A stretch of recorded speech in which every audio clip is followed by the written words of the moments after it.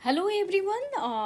अभी जो upcoming exam है तो उस एग्ज़ाम्स का जो है सबसे जो इम्पोर्टेंट पॉइंट होता है उसका प्रीवियस सेक्शन, क्योंकि उसको रेफरेंस लेके ही हैं सो नए क्वेश्चंस को बनाए जाते हैं। तो अगर आप किसी भी एग्ज़ाम्स को क्रैक करना होता है तो आपको प्रीवियस क्वेश्चंस पे कमांड करनी बहुत ज़रूरी होती है।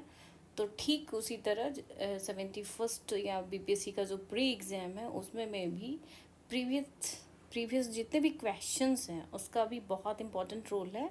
तो उसके मद्देनज़र रखते हुए हम लोग जो है आज जो है विज्ञान सेक्शन में फिज़िक्स सेक्शन पूरी तरीके से जितने भी प्रीवियस पेपर में आए हुए हैं फिज़िक्स का क्वेश्चन, वो टीआरई का हो या फिर मल्टीपल जितने भी एग्ज़ाम्स हैं बीपीएससी का, वो सारे एग्ज़ाम्स का कलेक्शन एक जगह किया हुआ है। तो वो सारे क्वेश्चंस को हम लोग गो थ्रू हो लेंगे। तो स्टार्ट करते हैं।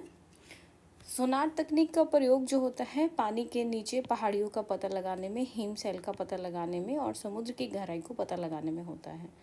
यानी तीन तीन यहाँ पे जो भी ऑप्शंस दिया हुआ होगा, तो पानी के नीचे पहाड़ियों को पता लगाने में भी है सोनार तकनीक का यूज़ होता है, हिमशैल का भी पता लगाने में यूज़ होता है और समुद्र की जो डेप्थ है उसको भी पता लगाने में होता है। हवा में नमी मापने के लिए उपकरण का उपयोग किया जाता है। तो जो हवा को में जो नमी को हम लोग मेज़र करते हैं हाइग्रोमीटर के थ्रू मेज़र करते हैं। ध्वनि के मापन की इकाई को कहा जाता है तो डेसिबल, ध्वनि को मेज़र डेसिबल में किया जाता है। इसके बाद है अपेक्षित घनत्व के लिए सही इकाई क्या है, तो केजी पर घन मीटर। इसके बाद है जिसके द्वारा विद्युत परिपथ में बहने वाली धारा की पहचान होती है, तो अमीटर के थ्रू जो है ना, वो जो सर्किट में होता है करंट जो फ्लो होता है वो अमीटर के थ्रू पता करते हैं। एक फेम्टोमीटर बराबर होता है 10⁻⁻15 मीटर के इक्वल होता है। फेम्टोमीटर इज इक्वल टू 10⁻⁻15 मीटर। वायुमंडलीय दबाव को मापने के लिए हम लोग बैरोमीटर का यूज़ करते हैं। बैरोमीटर से हम लोग एटमॉस्फेरिक प्रेशर को मेज़र करते हैं। इसके बाद इसमें जो मैचिंग करना है, वोल्ट मीटर विभवांतर का है, यूनिट एमीटर करेंट इलेक्ट्रिसिटी का है, पोटेंशियोमीटर विद्युत वाहक बल का है, गैल्वेनोमीटर धारा की जो प्रेजेंस है उसका है, विद्युत प्रतिरोध है ओम मीटर का हो गया। अगेन वोल्ट मीटर जो है वो पोटेंशियल डिफरेंस विभवांतर का है, एमीटर है वो करंट का है इलेक्ट्रिक करंट, पोटेंशियोमीटर विद्युत वाहक बल हो गया, गैल्वेनोमीटर धारा की उपस्थिति हो गया और विद्युत रोधी एमीटर ओम मीटर से हो गया, विद्युत प्रतिरोध ओम मीटर, गैल्वेनोमीटर धारा की उपस्थिति, पोटेंशियोमीटर विद्युत वाहक बल और एमीटर विद्युत धारा और वोल्ट मीटर विभवांतर। विद्युत शक्ति की इकाई जो होती है वो वॉट होती है, विद्युत विभवांतर की इकाई वोल्ट होता है। जब इलेक्ट्रिक पावर का बात करेगा तो उसकी यूनिट वॉट होती है। और potential difference, electric potential difference की बात होगी तो वोल्ट विभवांतर का इकाई जो होता है विद्युत विभवांतर का वोल्ट है। वह धातु जिसकी विद्युत चालकता सबसे अधिक है, तो सिल्वर का जो कंडक्टिविटी है वो सबसे ज़्यादा होता है, सिल्वर का कंडक्टिविटी। और इसके बाद है विद्युत धारा की इकाई जो है वो एम्पियर होता है। विद्युत धारा की मीन्स ये जो है ये वाली क्वेश्चंस में कि विद्युत चालकता सबसे, यानी फ्लो ऑफ इलेक्ट्रॉन्स है सो काफ़ी फ्लो में होगा तो उसकी जो कंडक्टिविटी होगी वो ज़्यादा होगी, तो इसका सिल्वर का ज़्यादा। विद्युत धारा की इकाई एम्पियर हो गया। प्रतिरोध का मात्रक ओम हो गया। इसके बाद वह उपकरण जिससे विद्युत धारा मापी जाती है, मीटर के थ्रू जो है हम लोग इलेक्ट्रिक करंट को मेज़र करते हैं। चालक का वैद्युत प्रतिरोध की इकाई जो है वो ओम है। ओम जो है ये प्रतिरोध की इकाई है। अति सूक्ष्म वस्तुओं को देखने के लिए प्रयोग किया जाने वाला प्रकाशिक उपकरण जो है माइक्रोस्कोप है। माइक्रोस्कोप के द्वारा जो बहुत जो छोटे से छोटी चीज़ें होती है उन्हें हम लोग आराम से देख सकते हैं। इसके बाद है प्रकाश वर्ष का मात्रक की दूरी का है। लाइट ईयर जो यूनिट है वो डिस्टेंस का है। वेग, विस्थापन, त्वरण, बल आघूर्ण, चाल प्रवणता, ताप प्रवणता, रेखीय संवेग, ये सारा जो है वेक्टर क्वांटिटी है, सदिश राशियां हैं। वेग हो गया, विस्थापन हो गया, त्वरण हो गया, बल आघूर्ण हो गया, चाल प्रवणता है, ताप प्रवणता है, रेखीय संवेग, ये सारा जो है वेक्टर क्वांटिटी सदिश राशियां हो गया। फिर एक गति, द्रव्यमान, घनत्व, तापमान इत्यादि, ये सारी अदिश राशियां हैं। स्केलर क्वांटिटी, प्रकाश वर्ष अगेन दूरी का। मूल भौतिक राशि विद्युत धारा, ऑप्शंस में दिया होगा कि कौन सा यूनिट जो है वो मूल भौतिक राशि में आएगा, तो विद्युत धारा होगा। तापक्रम की ऐसा इकाई है केल्विन, टेम्परेचर को केल्विन में मेजर करते हैं। किलोवाट घंटा मात्रक है एनर्जी का। फर्मी मात्रक है लेंथ का। अदिश राशि प्रेशर जो है वो अदिश राशि है। वह राशि जिसका मात्रक नहीं है विकृति का ऑप्शंस में दिया हुआ होगा। समुद्री दूरी का माप जो है नॉटिकल मील में होता है, 10 नैनोमीटर में होंगे 10⁻⁸ मीटर।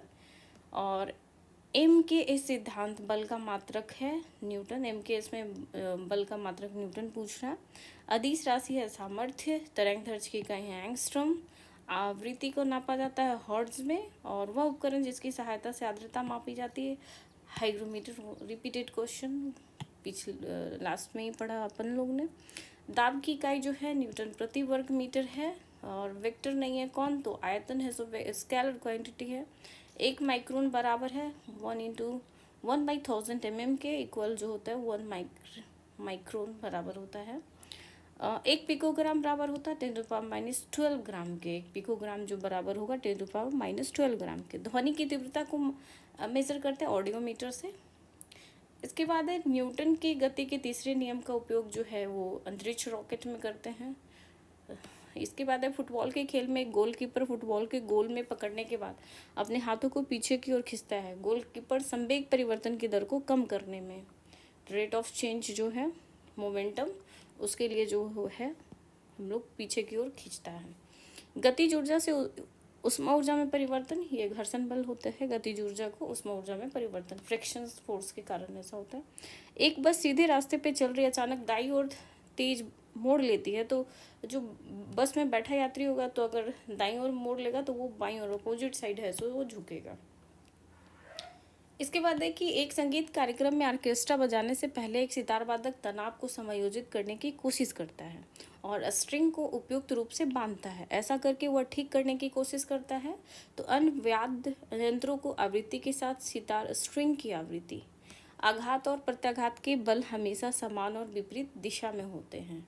आघात और प्रत्याघात का जो फोर्स होता है अपोजिट डायरेक्शंस में होते हैं। कीड़े पानी की सतह पे बिना डूबे घूम सकते हैं, तो ये सरफेस टेंशन पानी के पृष्ठ तनाव के कारण होता है। वर्षा की बूंद जो गोलाकार होता है वो भी सरफेस टेंशन के कारण, पृष्ठ तनाव के कारण। सबसे ज़्यादा जो विस्कोसिटी होती है वो शहद का होता है। दूध से क्रीम को अलग करने के लिए हम लोग जो है केंद्रापसरण तकनीक का यूज़ करते हैं। चलती बस में जब चालक अचानक ब्रेक लगाता है तो यात्रियों आगे की धक्का लगता है, तो इसे न्यूटन की गति का फर्स्ट लॉ ऑफ न्यूटन का है।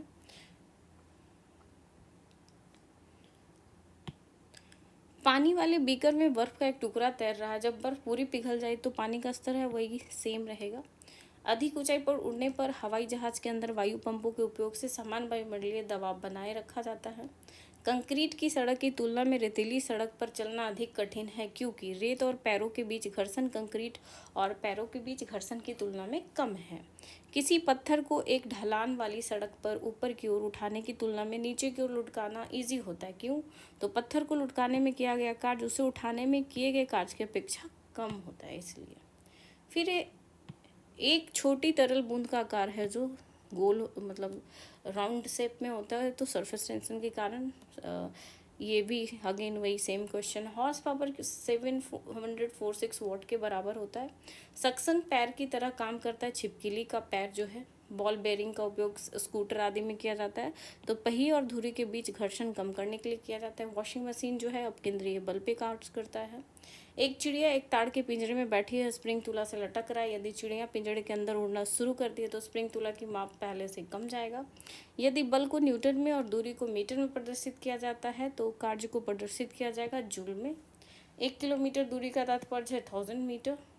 पदार्थ में संवेग और वेग के अनुपात भौतिक राशि प्राप्त की जाती है, तो द्रव्यमान का mv होता है, p बराबर mv। तो मोमेंटम और भौतिक राशि। द्रव्यमान और त्वरण का गुणनफल फोर्स बराबर m में होता है, तो द्रव्यमान और त्वरण का गुणनफल हो गया मास इनटू एक्सेलरेशन।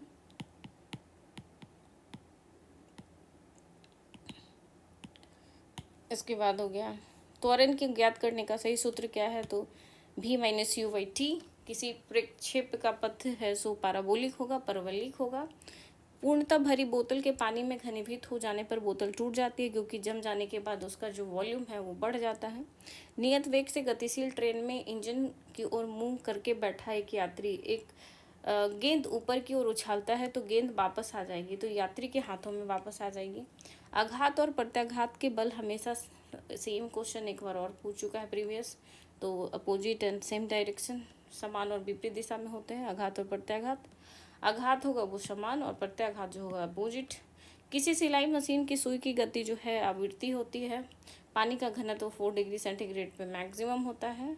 बिजली का बल्ब जो है फर्श पर गिरने पर टूट जाता है परंतु गलीचे पे गिरने पर नहीं टूटता, तो क्या होता है, तो फर्श पर बल्ब के आवेग में परिवर्तन अधिक होता है, चेंज ऑफ जो है मोमेंटम वो ज़्यादा होता है, आवेग। इसके बाद 5 केजी में द्रव्यमान को टेबल पर खींचने पर एक कमानीदार तराजू पर 20 न्यूटन का पठन आता है। उस द्रव्यमान में कमानीदार तराजू पर लगने वाले बल का परिणाम होगा, तो सेम 20 न्यूटन ही होगा।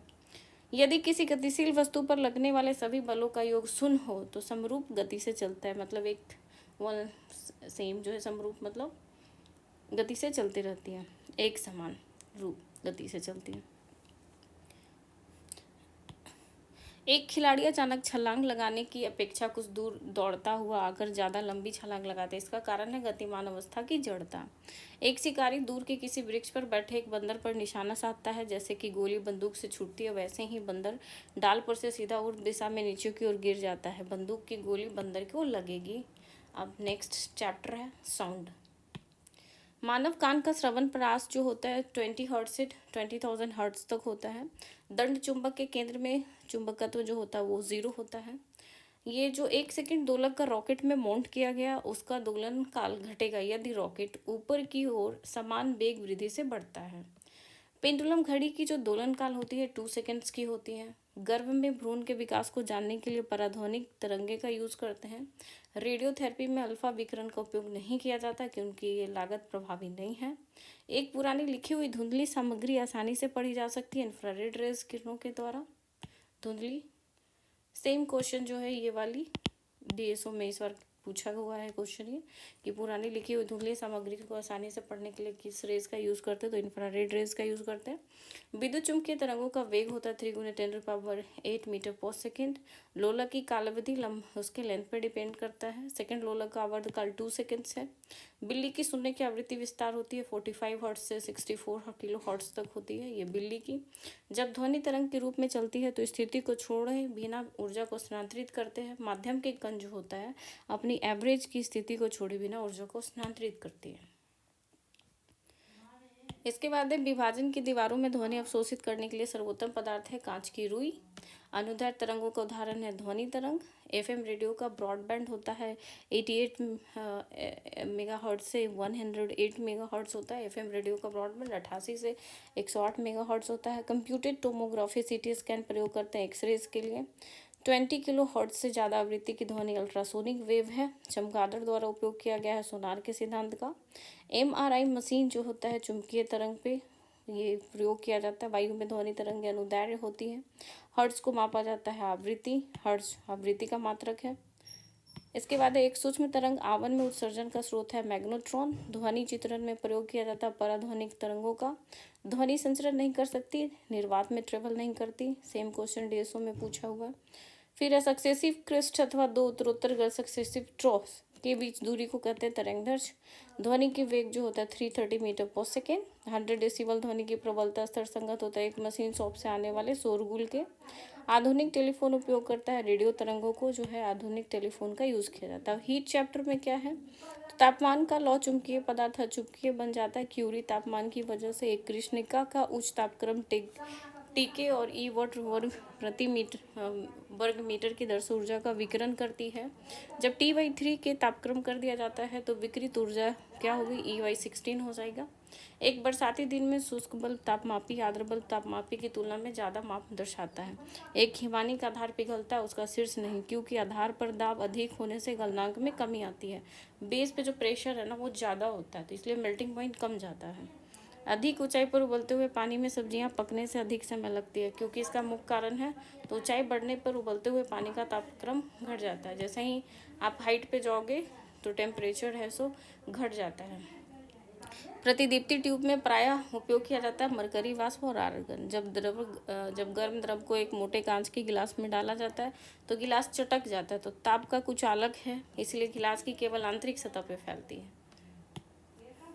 इसके बाद एक रेलवे में दो क्रमागत पटरियों और उनके बीच अंतराल के साथ अंत से अंत तक जोड़ा जाता है, क्योंकि गर्मी में रेलों के विस्तार के कारण होने वाली दुर्घटनाओं से बचा जा सके। गर्मियों में सफ़ेद कपड़ा पहनना आरामदायक होता है, क्योंकि उन पर पड़ने वाले ताप का जो है परिवर्तन हो जाता है। पृथ्वी तल की तुलना में पहाड़ियों पर भोजन पकाना समय लगता है अधिक, क्योंकि पहाड़ियों पर एटमॉस्फेरिक प्रेशर जो है मैदानी इलाकों की तुलना में कम होती है, तो 100 डिग्री सेल्सियस से कम तापमान पर उबलता है, जिससे खाना पकाने में ज़्यादा टाइम लगता है।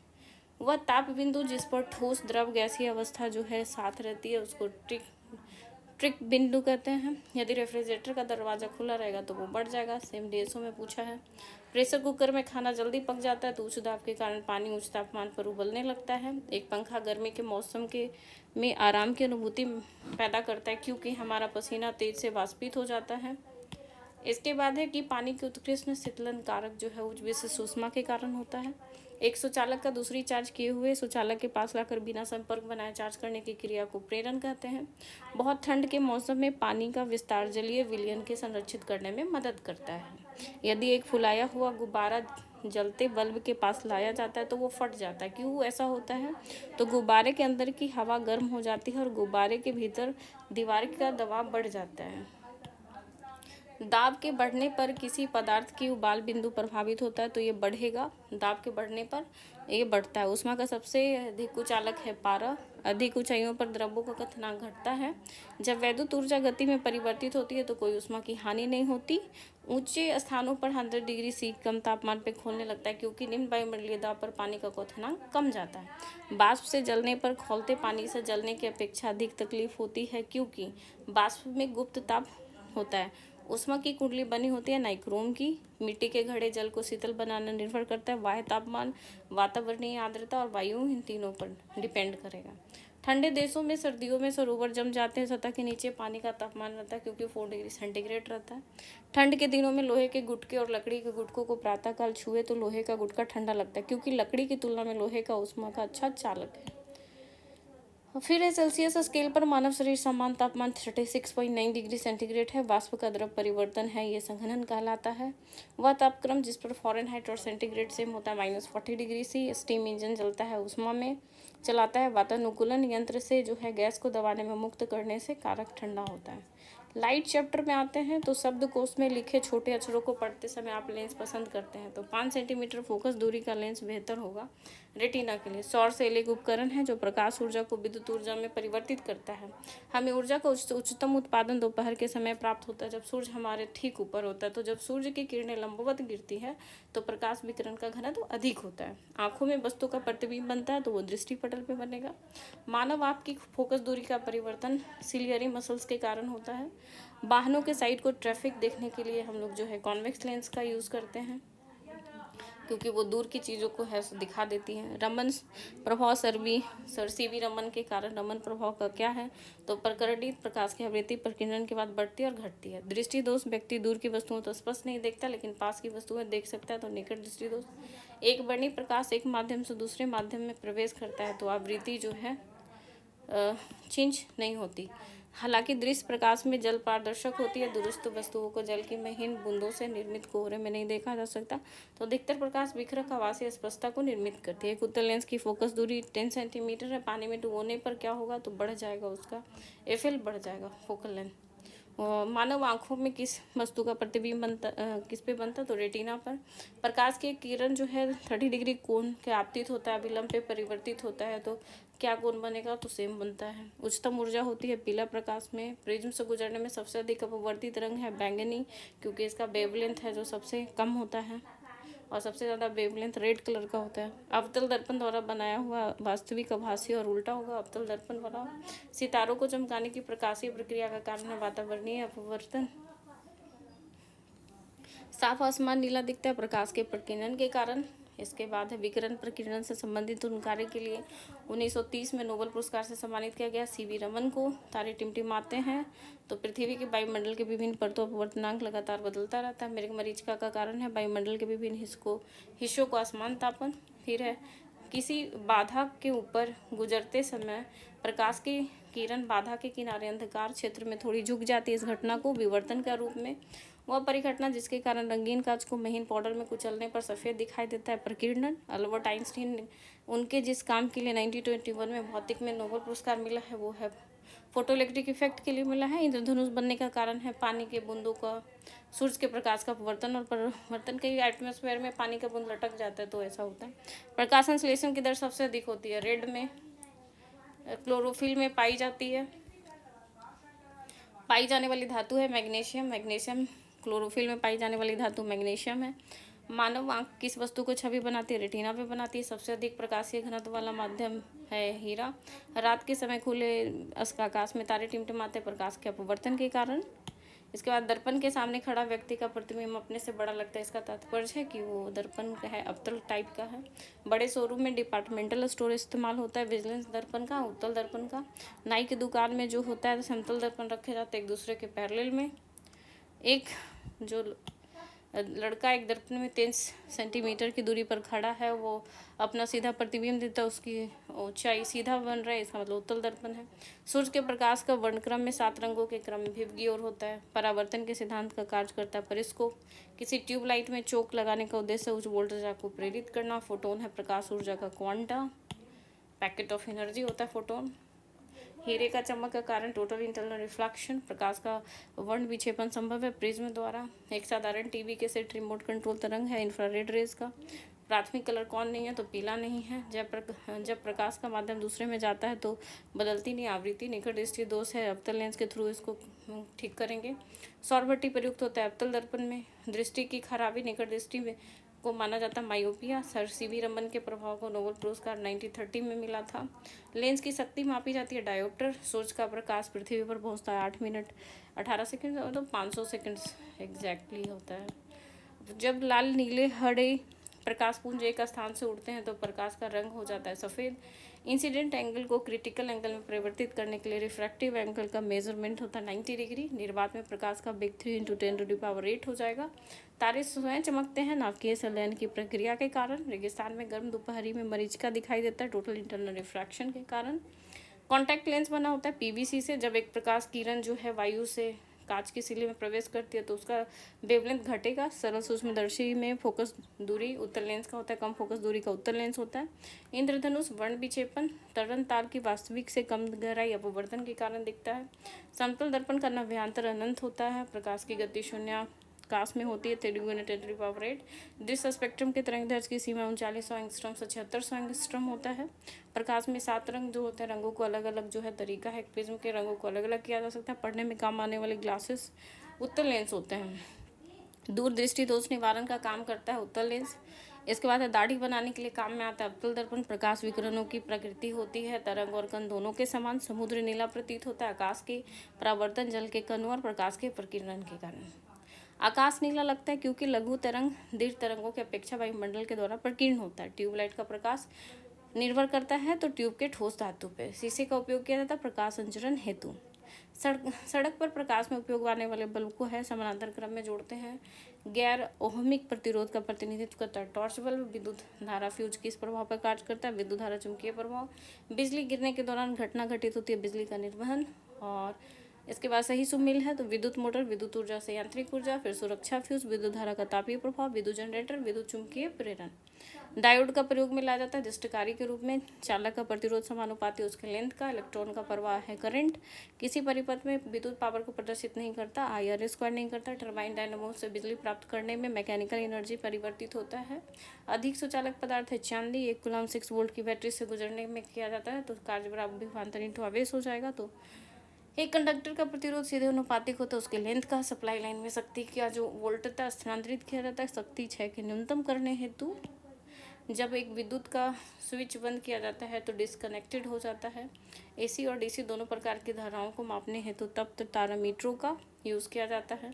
एक फ्यूज तार की धारा जो क्षमता निर्भर नहीं करती उसके तारा की लेंथ पे। ओम मीटर मात्रक है प्रतिरोधकता का। एक तार की लंबाई दुगनी करने पे उसका प्रतिरोध हो जाएगा दुगना। और गर्म करने पर अर्धचालक का प्रतिरोध घटता है। फैराडे स्थिरांक है यूनिवर्सल डायोड एक ऐसी युक्ति है जो विद्युत धारा को बाध करती है केवल एक ही दिशा में प्रवाहित होने का। विद्युत परिपथ में फ्यूज तार का उपयोग जो होता है अत्यधिक उच्च विद्युत को परिपथ से गुजरने से रोकने के लिए। एसी डीसी में रूपांतरित करने के लिए युक्ति का है दिष्टकारी युक्ति का काम लिया जाता है। दिष्टकारी विद्युत हीटर का कुंडली नाइक्रोम का बना होता है। उदासीन तार का रंग होता है काला। विद्युत ऊर्जा को यांत्रिक ऊर्जा में बदला जाता है। विद्युत मोटर में आमतौर पर जो सुरक्षा फ्यूज बना होता है टीन सीसा का मिश्र धातु से बना होता है। वह धातु जो रोशनी के बल्बों में फिलामेंट के रूप में प्रयोग होता है टंगस्टन। फ्यूज का सिद्धांत विद्युत का स्मीय प्रभाव। अति चालक का लक्षण अनंत परागम्यता इन्फानाइट हो जाएगा। पंखे का रफ्तार निर्भर करता है उसके वोल्टेज पे। और ट्रांसमिट इलेक्ट्रिसिटी के लिए उच्च वोल्ट ग्रिड का उपयोग होता है उष्मा की हानि कम। इसके बाद है चुंबकत्व लेंज के नियम व्युत्पत्ति का संरक्षण नियम उपयोग। ऊर्जा संरक्षण का नियम है। विद्युत चुंबक को कोर बनाने के लिए समानतः उपयोग की जाने वाली सामग्री नरम लोहा है। विद्युत चुंबकीय नहीं है अल्फा किरण। धात्विक और फेरोमैग्नेटिक यौगिक है CrO2। चुंबकत्व और अनुचुंबकत्व प्रदर्शित है प्लैटिनम द्वारा। चुंबकीय कंपास की सुई चुंबकीय क्षेत्र के समानांतर स्वयं को संरेखित करती है। पृथ्वी के चुंबकीय क्षेत्र में रखे गए जो चुंबक उसकी उत्तरी ध्रुव और भौगोलिक उत्तर दिशा की ओर स्थित चारों उदासीन बिंदुओं की संख्या 2 होती है। सभी चुंबकीय पदार्थ जिनकी चुंबकीय गुण खो देते हैं गर्म किए जाते हैं तब चुंबकीय सुई संकेत करती है उत्तर की तरफ। तो ये था फिजिक्स का सेक्शन। आप लोग को ये सेक्शन अच्छा लगे तो लाइक और सब्सक्राइब जरूर करें। धन्यवाद।